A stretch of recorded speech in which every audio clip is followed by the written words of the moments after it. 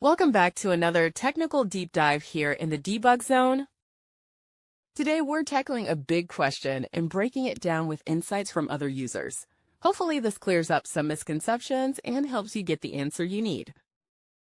So buckle up, stay a little curious, and let's jump right in.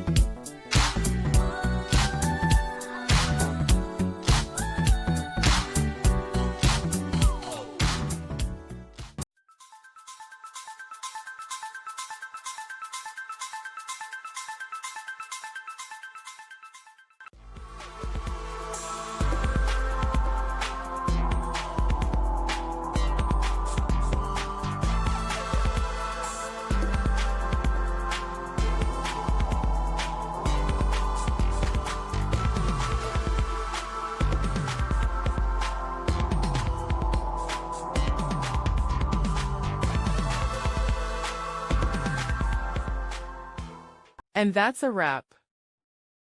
I hope you found the answer you were looking for. If you did, take a second to hit that subscribe button. It really helps out.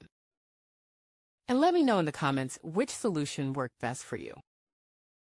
See you next time in the debug zone.